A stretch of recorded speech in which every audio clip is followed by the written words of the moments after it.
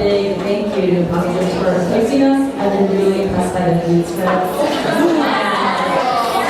And for them bringing out their girl geeks to speak to us tonight. I wanted to remind everyone that our hashtag, if you want to tweet, is Pocket Gems Girl Geek Dinner. I know it's less than ideal, but I don't like to hide us under the PGGGD. So please tweet with a really long hashtag and let everyone know what Pocket Gems and Girl Geek Dinners is.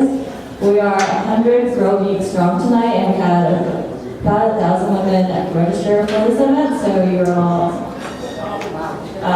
this is a great event. We'll have many more. And I've been asked by many people, how do we get involved with Girl Geek Dinners? And I say, you can host a Girl Geek Dinner at company, email us. We're booking through 2016 at this point. But aside from that, there is plenty of room in the ecosystem for women like you to become leaders and start your own groups and your own meetups and your own tech talks at your companies. So I encourage you to start one. Start a Tech Talk series featuring great women in engineering and technology, product managers, everything, and let me know, and I will share that from our Facebook page at Girl Geek Dinners. That's all I have for tonight, and I will pass this off to the next person. First, Pocket Gems Girl Geek. Thanks so much for coming out. I'm actually not speaking, I'm just interrupting everyone else, so don't get too excited.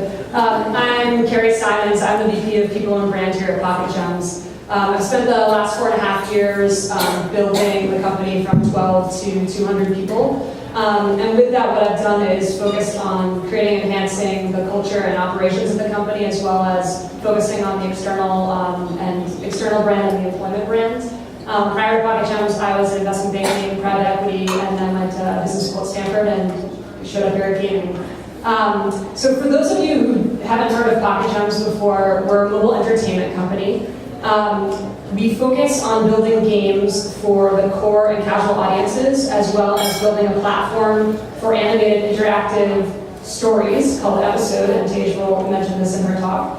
The gaming industry as a whole has been one that has a pretty diverse group of people that work together to build products. But usually the diversity is in the functions that the people work in. So art versus engineering versus business people is having all these creative minds partner with the tech side of things is pretty different for a gaming company versus other tech companies. But what we try to do at Pocket Gems is to expand that definition of diversity beyond function and towards other things. And that's a little bit about what we're going to talk to you guys about tonight.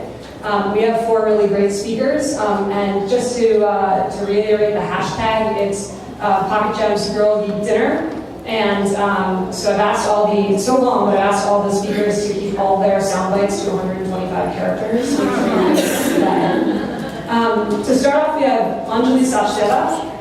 Okay, I'm going to read the background because I just wanted to make sure I didn't skip anything. Anjali is a full-stack engineer at Pocket Gems. She's contributed to Pocket Gems' cross-platform engine, which enables a single code base to serve both iOS and Android, and build numerous early-stage prototypes. Recently, her focus has been on scalable server-side tech for Pocket Gems' first real-time multiplayer game, War Dragons, which launched last week, or 2 weeks ago, and was featured as Best New Game in the App Store, and today was number 43 in the top grossing apps. Yay! She is currently leading an effort to prototype new features using JavaScript-driven front ends and blending them as seamlessly as possible along native UI. Anjali volunteers with community resources for science/Bay Area scientists in schools teaching 4th grade kids about electricity. Please give her a warm welcome.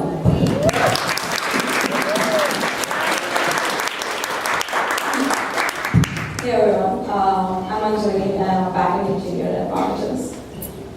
Today I would like to share my views about the gender gap in technology and some of my personal anecdotes and what we can do to improve the situation.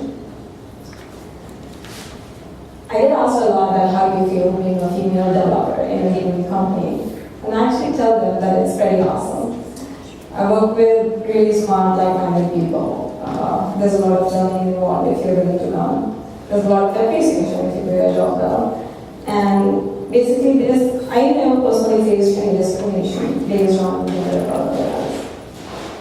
And even in such a positive atmosphere, the numbers are not very favorable for women. And that makes me wonder that what causes this huge gender gap.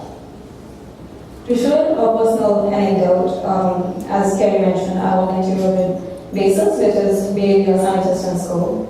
And what we do is we go to different schools and we teach them about different subjects. I teach them about electricity to spark their interest in science. It's really exciting. So we go to the fourth graders, like me and my friends, we teach fourth graders electricity. And what I noticed is that there is no difference, in terms of intellect, enthusiasm, confidence between girls and boys. It's really great. But then you look at the college level and things are different, university level. As of last year, only 18% of the degrees that were awarded to computer science graduates were to females. And things were similar in my college. There were like 20 girls in a batch of 180 people, which is like a huge gap. And the resulting feeling is very intimidating. You feel out of place, sometimes it even affects your confidence, which is a likely indicator as to why even fewer women choose a career in technology after pursuing a degree in technology. So this, I think, calls for a conscious effort from all of us to kind of improve the situation. We women like us have a responsibility to kind of be there for each other and be like each other's support group to boost up their confidence. I remember when I came to the Bay Area, I became like a point of contact for a lot of girls back in India who had similar career aspirations. They would ask me, all kinds of questions, and I would try to like boost up their confidence, try to encourage them to aim higher, and things like be it career-wise or be it for higher education, and it would help sometimes, and that feeling was really satisfying. So this is what I'm talking about, that we kind of like need to be there for each other. We are like, another thing that is lacking is like a lot of female role models. I think women who are doing it, like we need to put ourselves out there and our achievements highlighted and help break those stereotypes. So it's probably a reason why I really like introducing myself as a backend engineer in a gaming company, because I think it does help diminish those stereotypes in a way that way. And when I say like role models, I'm not talking about like CEO of a $1 billion company. I'm just saying like when I go and talk to kids at like who are like in fourth grade, I think they just like look up to you like that, like, hey, she's out there, she's doing it, so am I. So, and honestly, I never imagined myself being here. I remember like when I was a kid, I really like solving problems with my dad. And I would compete with him, and it was a lot of fun. And then, as I grew up, I saw programming as a way to manifest that love for problem solving. And then I just like chose a career in tech, and I think I was like kind of more prepared for it. The encouragement and the self-assurance, I think, goes a long way in combating the stereotypes or the gender stereotypes that exist. There's another paper that talks about they're just teaching women about the stereotypes that exist, like just teaching them. Actually, just like the studies show that it just improves their performance. That just like makes you preparing them for it. So another thing that this makes me feel is that one step we can all take is like probably volunteering with girls who are at like school level right now. Professionals, graduates, if you can go talk to the girls who are currently in school, help answer their questions, the confidence, so that if they do want to pursue a career in technology, there's like nothing holding them down. And I definitely feel like we are on our upswing, and that with all our efforts, like things can be, can catalyze and it will be much better more sooner. We at Pocket Gems have also been trying to make an effort, trying to make a concentrated effort in this regard. And it makes me really happy to say that the count of female developers, it was a month ago, after a month, it's going to be triple than what it was like a month ago. Also, 40% of that you don't see half this year are actually women. So. And soon we'll have, soon in the world of technology, I feel like women will be doing even, like, you know, even more number of confident women doing even more amazing things. That's all.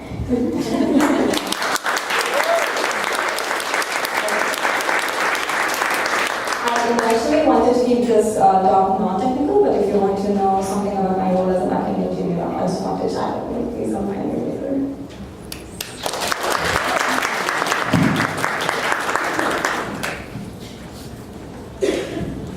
Thanks, Anjali. All right, our next speaker is Tej Toor.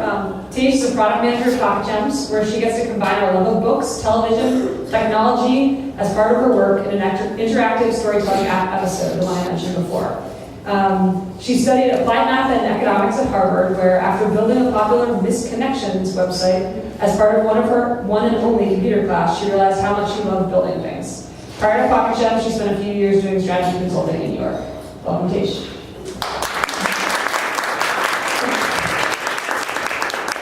I realize now that Carrie's intro is probably a spoiler for my whole talk, but I just wanted to share with you tonight a little bit about my story and tell you about how I discovered originally how much I love building things and why I ended up at Pocket Gems to do just that.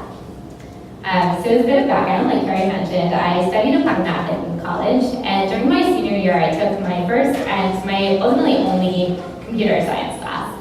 And in this class, the final project was to build something, anything that excited us. And I always had a kind of weird interest in misconnections, so I decided to build a Harvard-specific misconnections website, which I call the XYU Harvard. For those of you who are familiar with the concept of misconnections, I'll read a post that was actually posted on the website just a couple days ago, so it's still active, which is really cool. I saw you, girl who looks like a Roman empress. You've got brown curly hair and green eyes. You walked through Quincy Lobby 20 minutes ago with some guy I really hope is not your boyfriend. I was sitting at the grill. I just really need to get your name. So you can see these photos are like kind of weird, kind of romantic, but ultimately really, really fun. And I apparently was not the only one who thought that these were really fun, because I watched the site, I think just minutes before my project was due, and it actually gained a surprising amount of traction right off the bat. It started generating a ton of buzz on campus. I would be at the library and I would look on people's screens and I would see that they were on the website instead of studying. It was really cool, like people were talking about it. And it was the first time I had this almost indescribable feeling that I imagine many of you in the audience have also felt, which is this feeling of like, wow, I had an idea and then it is now in existence and people are using it and it's impacting their lives. And I think to date, it's like the coolest feeling I've ever had. And that is the moment when I was like, I love making things. This is just so cool. So this is all happening really quickly. I was in my senior spring at this point, and amidst all of the excitement, the process was also really overwhelming. The site traffic was demanding changes faster than I could learn how to make them. As I mentioned, I only had one semester of computer science, so originally when I launched the webpage, I didn't know how to paginate, so you would just scroll through thousands and thousands of posts. So that took me about 2 days to implement. I was also no longer in the class, so I was dealing with finals and other things. And it was just a total whirlwind experience. So I did toy with the idea of delaying my post-graduation plans and working on this more slowly, but ultimately it felt like it wasn't really the right time. I was sort of not sure how to prioritize, not sure where to go with the site, and generally I'm a pretty risk-averse person, to be honest, so I instead did something that no one from Harvard ever does, and joined a strategy consulting firm in New York. So I learned a lot in consulting. I learned a lot about how to structure problems at a very high level and blah blah blah consulting jargon that they tell you, but it actually is kind of true. I think that a lot of the things I learned then would have helped me when I was thinking about I saw you Harvard. But ultimately I reached a point where I was just tired of building things and making recommendations, and I wanted to stick around and implement the recommendations and be accountable for my decisions and see what happened, which is something that if anyone's been in consulting, you probably know you don't really get much of a chance to do. So I knew from my experience with ISU Harvard that I wanted to go into making things, and I started exploring roles in tech. So one thing led to another. I called my friends in San Francisco, and I ended up interviewing for a product role at Pocket Gems. And I was lucky enough to receive an offer, but honestly I was torn whether or not to accept it, because I had never really considered myself a gamer. I was actually not allowed to play video games as a child, so it's kind of ironic that I ended up working here. But I talked to a bunch of people at Pocket Gems, and I was debating whether or not to accept, and I received some advice that really resonated with me, which is like, look, you have good intuition for product market fit. You've proven this before, but what you really need to learn how to do is take that intuition and then like reanalyze the market, iterate on your idea, analyze, iterate, design, and do this thing that we call like the product loop over and over and over again. And work with people who are like more experienced in this and learn from them, and just do it over and over and over, get lots of these cycles under your belt. So ultimately, it was a successful sell call because I was convinced and I joined Pocket Gems. And almost 2 years later now, I can tell you, I believe it was the right decision, even though there might be a bit of confirmation bias. So I know many of you are probably in product, and I don't want to bore you about telling you things you already know about being a product manager, but I do think that there are some things that are uniquely true about being a product manager in gaming, or at least particularly true about being a product manager in gaming specifically. And one of those things is that in games, we iterate really, really quickly, and we collect tons of data and analyze it like on the fly, and then we can iterate again. So our games all take hundreds and hundreds of parameters, which we store in like hundreds of CSVs. And what's really cool is that like I, as a non-dev, can go and modify these CSVs and like send down different params to the game and change things. If I have an idea in the morning, it can be in the game in the afternoon. Which is really cool. So say like I have an idea for like, oh, it'd be cool if in this game Canvas Life where you buy clothing, we had a special offer where you could buy 3 dresses and then get 3 dresses of a different color for free. That happened once, and then we did it. It was in the game like that day, which is just really cool. You don't have to wait, to put in the new code and then go through the Apple submission process. You can change things really quickly. And this allows for lots of mini cycles of that product design loop. Which means that you can get like a lot of training very, very quickly. Another thing that I realized is that systems designs in games is incredibly complex, and I really can't overstate how complex it is. When you're thinking about designing for games, we're facing a twofold challenge of making something that's both fun and also profitable. And I think that like in and of themselves, these things are like big challenges, and when you put them together, it creates a really interesting and complex tension.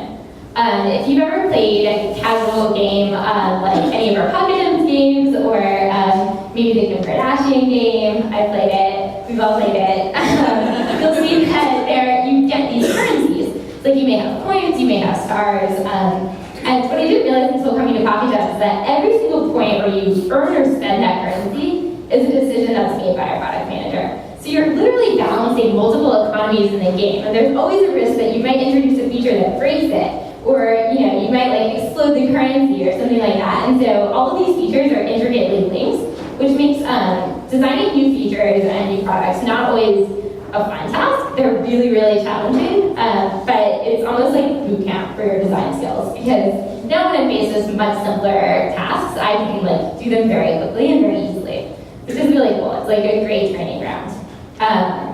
And then lastly, I think the part I was most surprised by when I came to Pocket Gems is the scope of ownership that you're given right off the bat when you come here.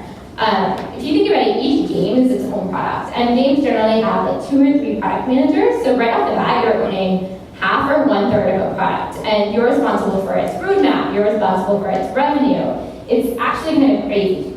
So as an example, in my 3rd month when I was here, I was put in charge of a holiday expansion of one of our casual sim games, and the game ended up making nearly $1 million, and it was just like me, a developer, and half of an artist. And it was really, really cool, but when I look back, it's also kind of terrifying that I was responsible for such a large amount of revenue. But honestly, it's when I have that kind of responsibility that I personally do my best work, and looking back, it was like the steepest learning curve I think I've ever experienced. So clearly there's a lot to learn by being a product manager at a gaming company. But as much as I love the sim games that I worked on, I personally don't see myself making games forever. So to that end, I'm very happy to report that these skills are also very transferable. And I know that because I'm currently working on a Pocket Gems app that isn't actually a game. Carrie mentioned it earlier. It's an app called Episode, which is an interactive storytelling platform, and it's basically like an animated choose-your-own-adventure comic book. What's really cool about Episode is that it's a two-sided marketplace. So writers can log on to our portal and use our animations and use our text to write their own stories and create their own animated comic books. And then users can download the app and play through their stories. So it's really, really cool. We're really like harnessing user-generated content and taking mobile entertainment to the next level. One of my favorite statistics is that 20% of our users use the app 2 or more hours a day, which I think is just like crazy. It's really crazy.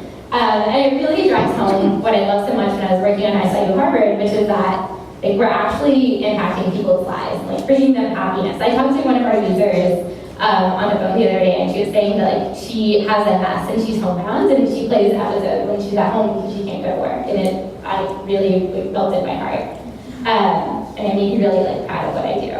So I think that one of the most important things I've learned throughout my career is that building something is really only the first step, and it's after that that the work begins. And like I was admittedly very concerned about joining a gaming company and worried that it wasn't the right fit for me, but now I'm so grateful for the experiences I've had here, and I really feel like with the skills I've learned, I can now not only build something, but then put the work in to take it to the next level and get something that's really great. Yeah. I'm trying to get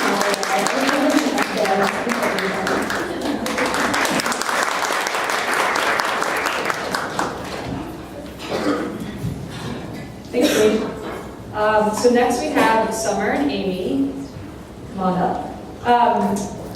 Summer's an artist at Pocket Gems. In her role, she collaborates with game designers, product managers on the user interface and experience for new features. She utilizes scripts, Photoshops, and Xcode to build the interface and deliver to the developer team.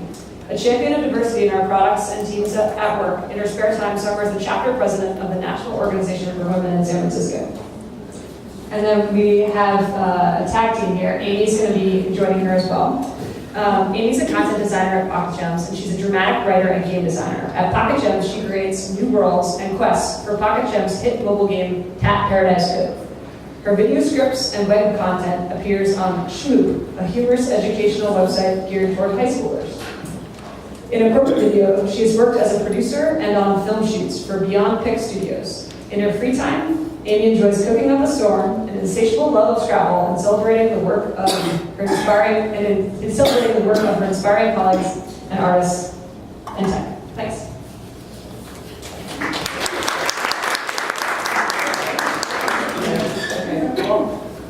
Hey guys.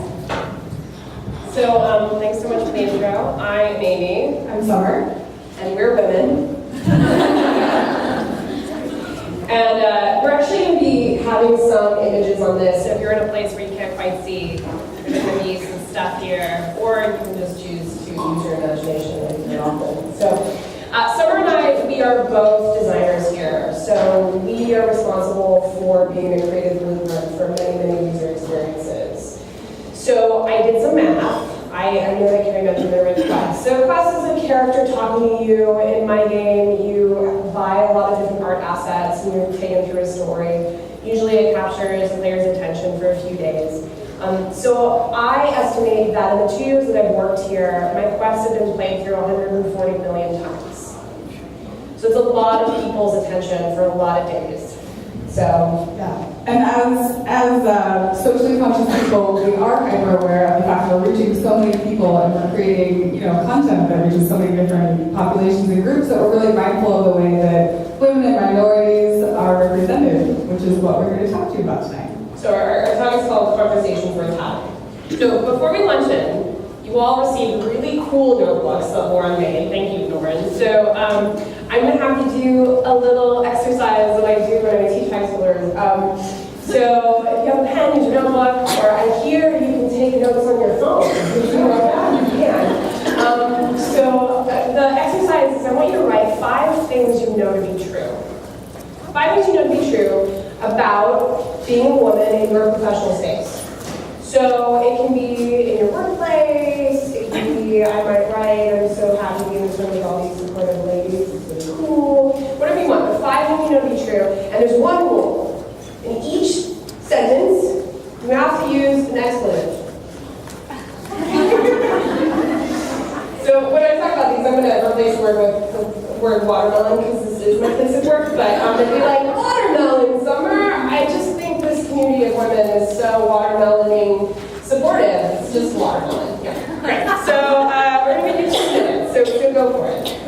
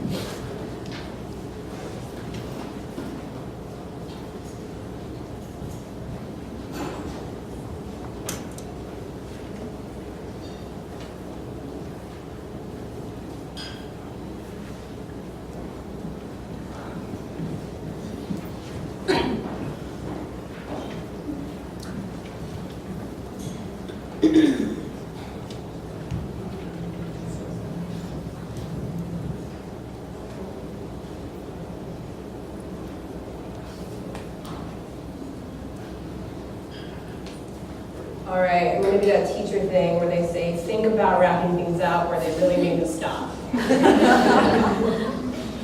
Cool. So I'm sure all of you have written down some really interesting and insightful comments.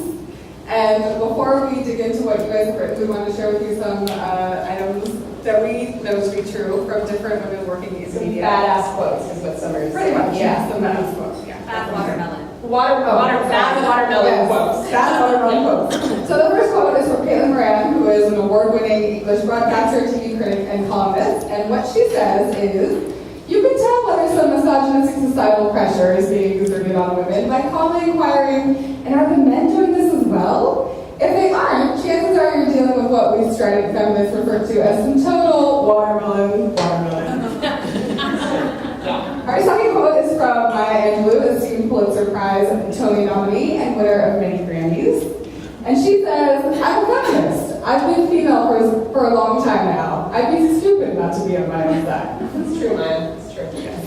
And our last quote is from Gloria Steinem, an American journalist and activist for women's liberation since the 1960s. And she says, the first resistance to social change is to say it's not necessary. Awesome. Okay. So you knew this was coming. All right, turn to the person next to you. See someone you don't know. If there's a 3-way happening, that's great. Share 2 things. Share 2 things on your list. What do you think wrong with that? There you go.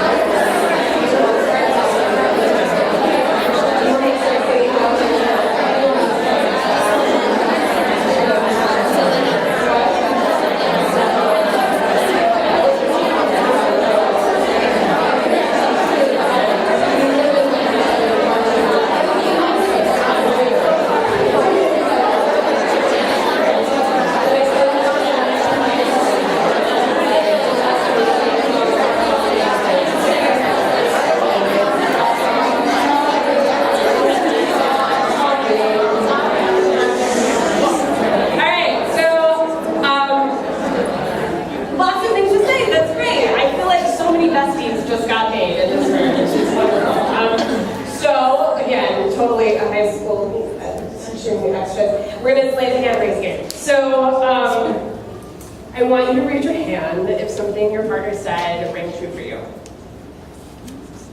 Okay, since you're terrible people if you don't always say. Okay, great. So now raise your hand if you wrote something very similar to what your partner said. Great, a diverse group. Really diverse. Okay. Raise your hand if you would feel comfortable reading your list to 10% of the people that you work with. Like you got some people in there, got like 10% of people. You might. Okay, that's like 11 and a half people. That's terrifying. I don't think this is to happen to like increase the percentage. Okay, so how about like half the people you work with? Would you give your list to? Cool. Cool. Same 11 and a half people. Those are really different. Your friends with that. Okay. And how about 80% of the people you work with? Those 11 and a half. We're gonna have a glass of wine later. Okay. Now, how about 100%? Like a carbon copy, photocopy on people's desks. That is 11 and a half people. That's solid. That's great. Okay. But 11 and a half people out of all these people is not all people. True. So that's a data point that I just found. Do you want to speak to that data point? Yeah, sure. So yes, obviously it is difficult to talk about, some very important truths that are meaningful to you. And I guess what we want to do to start the conversation is why do you think it is difficult to share these ideas in a professional context? Look, I love that people who know who you are. Yes. Well, that's okay if you're not Wait, no, her. She raised her hand every time. Why it would be difficult to have to bring Yeah, Right. why it's so hard? difficult. Well, I mean, if you're bringing attention to yourself and you're calling out differences among other people and you're already maybe a little insecure about it, you don't want to like point out to everyone how insecure you are because maybe they'll see that and you point it out and be like, oh yeah, they're kind of lagging behind or something like that. Right. You don't want to call attention to yourself. You don't want to become a target. Yeah. You don't want the spotlight on you. Guys, go ahead, go for it. I think also what's really common is like if you raise the issue of sexism or like sexist behavior, a lot of your coworkers will respond defensively like, oh, I'm not being sexist. You're just really good at taking notes. Yeah. Yes. Go ahead. Fear of disapproval, like people don't like you. So. Great. Yeah, again, calling attention to yourself and it's negative attention, not positive attention. It's a difficult topic. I like everyone's breath is like, yeah. Cool. We'll move on if there's any other hands. Yeah. You may not be taken seriously. Yeah. Your intent is very serious, but people may just brush it off as, Yes. oh, that's her again, there she goes. Yeah. I also find that like part of it is sometimes it's just a passing comment, but you've heard 27 of them this week, so for you it's not. But it is sometimes hard for that person to take that passing comment seriously. It's been made up of context. Cool. Okay. Cool. Well, now I feel breathe, so I can hear from the yeah, more. Can I just add something? I think it's really hard because there are all these stereotypes about women already that, we were like being overly sensitive. And so if you say something, you're already maybe playing into this stereotype that people have of, oh, there she goes, they're overly sensitive, emotional, picking up on all these things. So it can be hard to overcome those stereotypes that already exist. Yeah. Great. Those are great comments. So Summer and I, we have an LC friends. And when we were talking about what we wanted to speak about, this is the thing that came up over and over, just how important these conversations are, and just how hard it is to articulate the things that you want to say. It's such a simple idea and so hard to execute. So I was really inspired recently by going to the Game Developers Conference, and there was a talk by two women called Ashley Birch and Rosalind Weissman. You might know her. She wrote the book Queens and Wannabes, which New Girls is based off of. And they made, this is the most amazing talk. I stole some other slides and put them up there. But they basically took the scientific method and applied it to this really difficult conversation about the fact that the default in games is to have a straight white male protagonist. I don't know if you're aware of this, but that's true.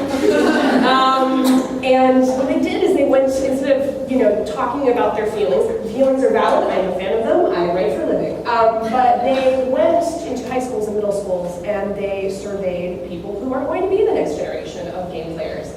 And what they found is girls really want to play a female protagonist.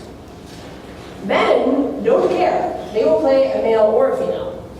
Men, shocking, really want to play with the girls who are playing games with them. So actually, what they suggested is not only is it the right thing to do to have a more diverse set of protagonists, but the best business case is actually to make a female protagonist, which I loved. And it was both a really emotional talk and just the facts. Like, straight up, this is the business case, this is what we found, here's a bunch of charts. And I was just so inspired to it, and it was the basis for coming up with this talk. So, we didn't want to be too pedantic and talk at you. However, then we came up with an acronym. So, you're going to have to bear with us. But hopefully, we're going to share some examples about actual conversations we've had in these walls. And hopefully, it will serve as a springboard for you to start thinking about the things on your list and how to articulate them in your own space and workplace. Is there acronym? Yes. So passion. It's passion. Which I think is only like 10% boring because I think that the things you're passionate about are the most valid things to start speaking up about. Yes, absolutely. So to kick us off, P is for pinpoint. Pinpointing your discomfort. What is it in this situation, in this meeting, in this passing comment? What is it that makes you uncomfortable? So an example for me is that I started Pocket Gems about 2.5 years ago, and when I joined one of the popular games, Tap Paradise Cove. And as an artist, I got to work really closely with our art outsourcing manager, Iris, who worked with our offshore art team. And I started noticing that a lot of the characters looked more like they were living in Scandinavia than living in a tropical island somewhere. Problematic, yeah. Yes. The sun works alone. So it was clear that there just really wasn't a whole lot of diversity in our game. And so I started talking to Iris about it, and started talking to our project managers about it, and then Amy joined the team, and we continued that conversation. And so Amy continued working with Iris, and so here's an example of what the artwork looked like before. It's a little hard to see, but on the left you see a bunch of men. Straight white male pirates, yes. These are the heroes before, and the heroes after are a female character and a male of indeterminate ethnicity. So it was really great. It made a very tangible difference when Amy and Iris and myself started paying attention to this and really documenting this information. The next example is Amy decided she wrote a quest and she wanted to introduce this little girl, little Lucy. And so Amy got this reference material, and she and Iris sent it off to the vendors sent back these wonderful sketches, and when it came to the color pass, things got a little dicey. So the very first picture on the left is what they got sent back with. As you can see, she looks more like Pippi Longstocking. And as Amy and Iris iterated with the vendors and tried to make the final art look more like a reference of what they were going for, she just became strangely oranger and more tan. So eventually we just took it inside, and I just changed the artwork myself in-house because we just weren't getting what we wanted to with the vendors. And Iris and Amy had a great conversation with our vendors, and the reason it was so challenging to make a character was because they had never gotten a request for a black character before. And we weren't the only vendor. We aren't the only vendor, or the only game company that they work with. They work with companies all over the world. I would like to just say that again. That artist had never worked on a request for a black character before, ever. Yeah, so it crystallized the point that there's a diversity problem in games, but you can do something about it if you pay attention and are mindful about it. You can do something about it. So that was actually a really great victory for us. Since then, the game continues to be very diverse, and the vendors have really created a bunch of different characters, and it's really opened up the conversation with our relationship with them on other games as well. So it's really smoothed out our relationship. And the last example is Amy noticed that there was a disparity when it came to gender representation in the game. And so she started documenting the amount of male and female characters in the game. And after a while, one of the project managers came up to her and said, "Amy, there sure are a lot of women in the game." And Amy we checked out our spreadsheet and said, actually, it's 50-50. I said it a little less fast. Okay. And then I did this. Which brings us to our next letter in our acronym, which is assumption. Yeah, so assumption is essentially saying, what is the default? What is the assumption? And I think that in the case that I said previously about how a straight white man is the best protagonist, that's an assumption because of the way it's always been that was the best business case. So I think that after you identify what your discomfort is, the next step is to say, okay, so what is the default essentially? And for example, in a case that somebody's about to talk about, there was an idea that a white person is the best person to put in a piece of marketing. True. Which leads us to X. Yes, leads us to X. So that's a search for your data. Is this assumption true? So a couple years ago, the marketing team here at Pocket Gems started running ads for this game, Campus Life, which has a really diverse cast of characters. And they had that very question. They thought, does it really matter who we put in the marketing material? So often people sort of assume that a Caucasian character is going to be more beneficial to the game than anyone else. So they ran these two ads. The one on the left is Caucasian, obviously. The one on the right is African American girl. And they thought the one on the right performed quite a bit better than the one on the left. And it was really exciting because we all knew internally that we just didn't feel comfortable not having diverse ads. But we finally had the data to back up the idea that actually this is a good business case. Cool. So there's another S in passion. So the next thing I ask is, should this be true? I mean, I hope that when everyone gets their data, that it supports the way that things should be. Sometimes it doesn't, right? I think that, well, we jumped the gun, but here's some artwork that I'm going to go back to it. Here's some artwork. So, like you said, Pocket Gems just shipped a really exciting game called War Dragons a couple weeks ago. And it's our first title that moves into the more core games. So core games is like, think Call of Duty and World of Warcraft, really intense players. And I'm just going to take a wild guess, but based on the amount of advertising that has like really boobalicious chicks in it, like it probably does better than just someone who just looks really intelligent. Who just looks so intelligent. So like if you collected data on that, like you wouldn't want to present it and be like, so let's keep doing that. That's a great way, So when I started working on War Dragons, they already had a bunch of art concept and a lot of it looked great. But I think for me, I was bringing a lot of baggage about other games in the space. Like, how could you not? So I was thinking about the best way to bring it up. So I wrote an email that I thought was pretty clever, and it was called Hot or Not. And I pulled a bunch of images of like really bad watermelon women who I thought were like so strong looking and still sexy and like just people I would want to play. And then women who were not, who had very little armor for the jobs they were performing. But I wanted to take a moment to actually put in writing exactly why one leaned more toward objectification and why one didn't. For example, the sort of smaller image in both of these,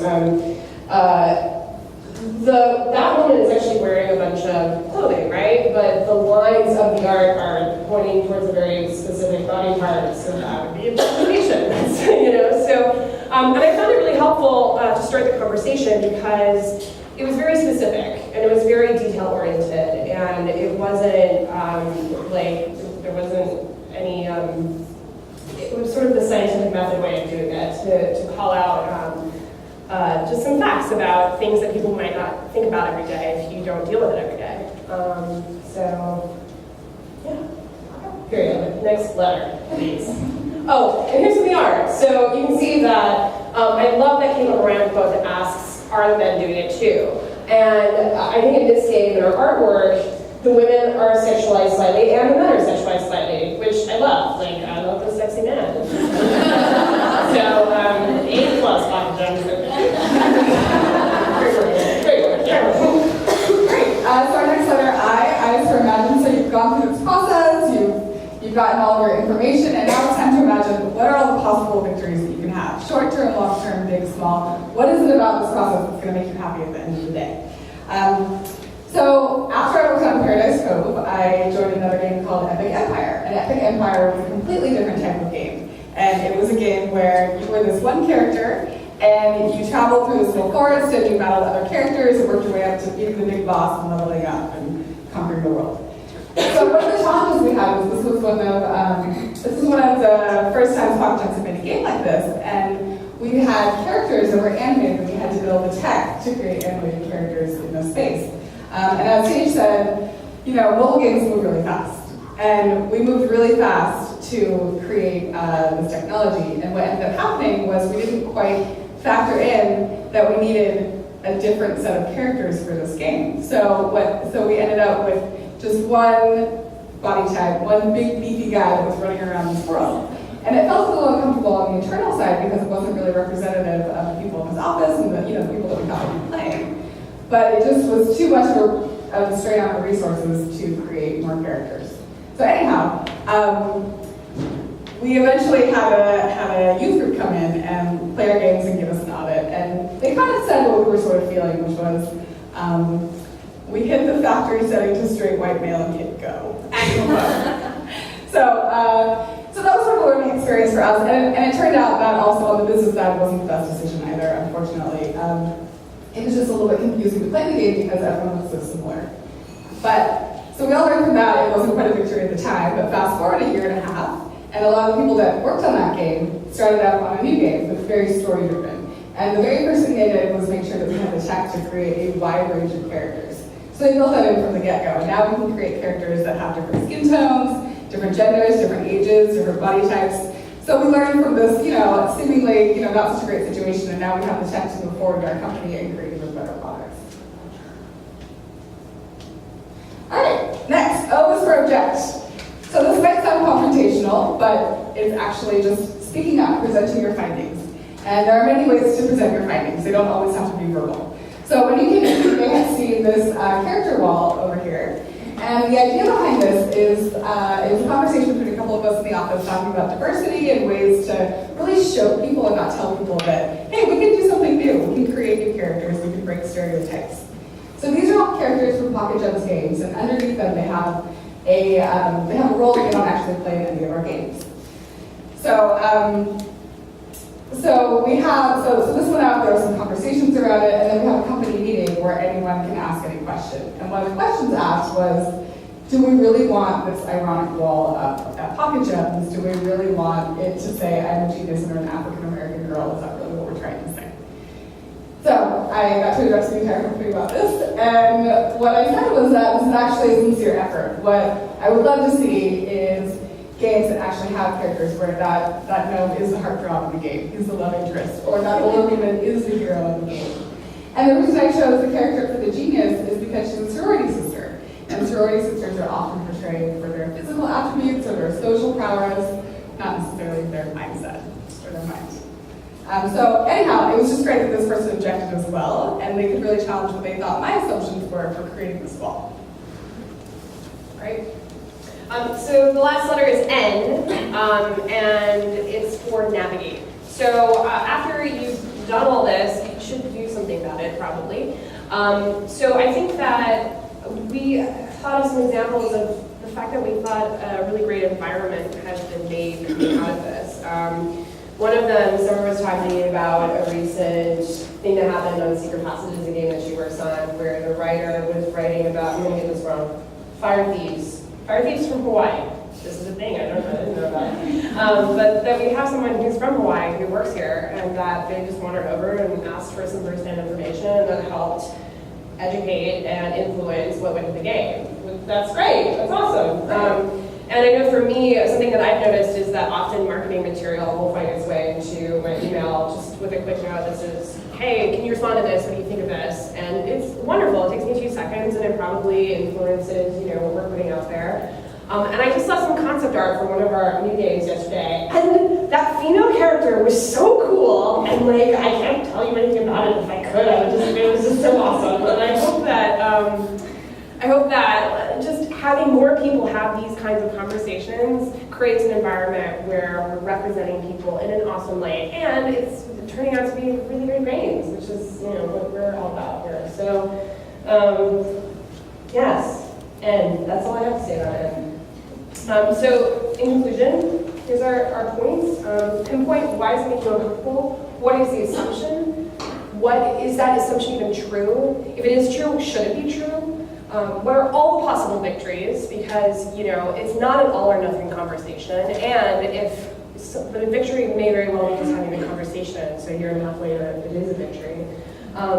Speak up for yourself and do something about it. So hopefully with your list, you do all those things on. Absolutely, and yeah, definitely. And sort of like what Amy said, it is really important to speak up about it because, many times other people are thinking the exact same thing in the room. I mean, how many of us agreed with what people said as to why it's difficult to talk about this? So it is a little bit challenging to be the first person to bring something up, but I think if you do, you'll find that you have a lot more support than you expect to have. And with that, we have a couple more quotes to leave you with. The first is from the fabulous Margaret Cho, activist, entertainer, San Francisco native. The power of visibility can never be underestimated. And the last is from fashion pioneer Coco Chanel, which is the most courageous act is still to think for yourself aloud. Yeah. Cool. Thanks, guys.